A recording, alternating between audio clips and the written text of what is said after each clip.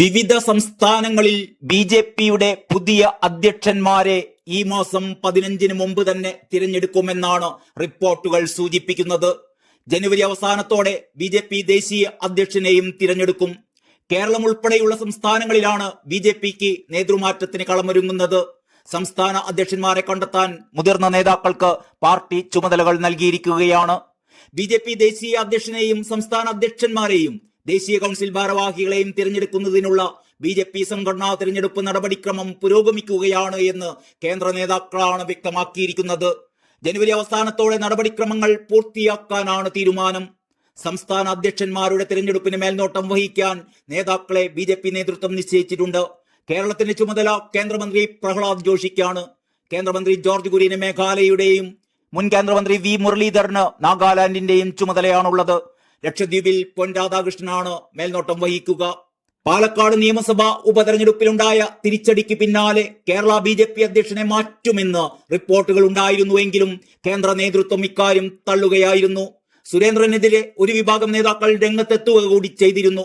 അതേസമയം 5 വർഷം പൂർത്തിയാക്കിയ ജില്ലാ മണ്ഡലം പ്രസിഡന്റുമാർക്ക് വീണ്ടും മത്സരിക്കാമെന്ന് കേന്ദ്ര നിരീക്ഷക വാനതി ശ്രീനിവാസൻ അറിയിച്ചിരുന്നു.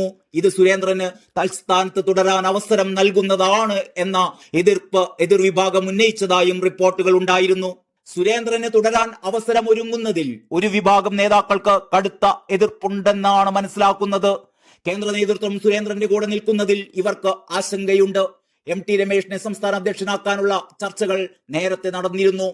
നിലവിൽ 29 സംസ്ഥാനങ്ങളിൽ അധ്യക്ഷന്മാരെ കണ്ടെത്തുന്നതിനായാണ് വിവിധ ദേശീയ ഭാരവാഹികളെയും കേന്ദ്രമന്ത്രിമാരെയും ബി.ജെ.പി നിയോഗിച്ചിരിക്കുന്നത്. ഈ വർഷം നിയമസഭാ തെരഞ്ഞെടുപ്പ് നടക്കുന്ന ബീഹാറിൽ അധ്യക്ഷ തെരഞ്ഞെടുപ്പ് നിർണായകമാണ്.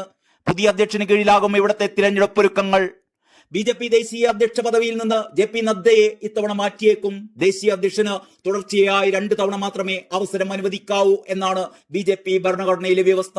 2019 മുതൽ ദേശീയ അധ്യക്ഷ പദവിയിൽ തുടരുന്ന ജെ.പി നദ്ദ 3ാം മോദി സർക്കാരിൽ ആരോഗ്യമന്ത്രിയാണ്.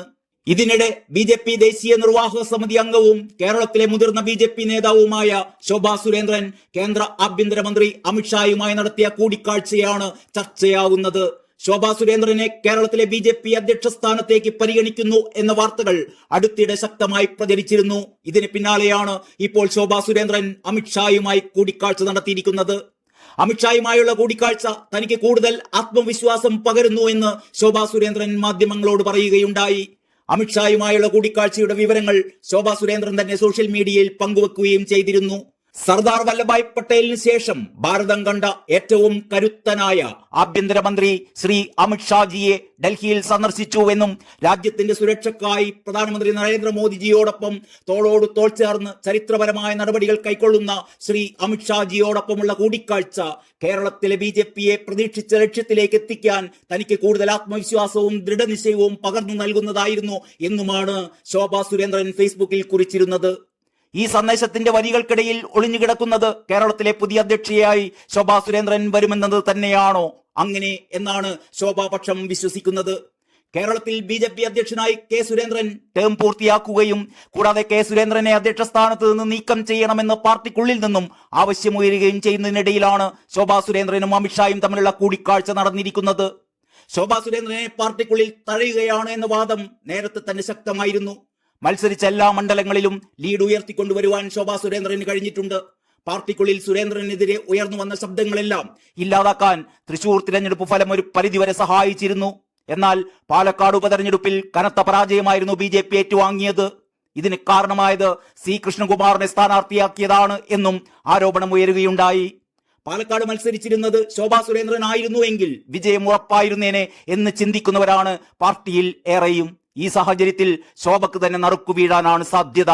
അടുത്ത പഞ്ചായത്ത് തിരഞ്ഞെടുപ്പിൽ ബി.ജെ.പി കൂടുതൽ നഗരസഭകളിൽ അധികാരത്തിലെത്തുമെന്ന് ശോഭാ സുരേന്ദ്രൻ ഇക്കഴിഞ്ഞ പാലക്കാട് ഉപതെരഞ്ഞെടുപ്പിലേറ്റ പരാജയത്തിന് തൊട്ടു പിന്നാലെ പറഞ്ഞിരുന്നു. തിരുവനന്തപുരം, തൃശൂർ കോർപ്പറേഷനുകൾ കൂടി പാർട്ടി പിടിക്കുമെന്നും ശോഭ പറയുകയുണ്ടായി. പാലക്കാട് നഗരസഭയിൽ ഒരു കൗൺസിലറെങ്കിലും അധികമായി വിജയിപ്പിക്കാനാകുമോ എന്ന് വി.ഡി. സതീശനെ ശോഭ വെല്ലുവിളിക്കുകയും ചെയ്തിരുന്നു. ഇത്രയും ആത്മവിശ്വാസത്തോടെ യു.ഡി.എഫിനെയും എൽ.ഡി.എഫിനെയും വെല്ലുവിളിക്കാൻ ശോഭാ സുരേന്ദ്രൻ അല്ലാതെ മറ്റാർക്കും പാർട്ടിയിൽ നാവു പൊങ്ങില്ല.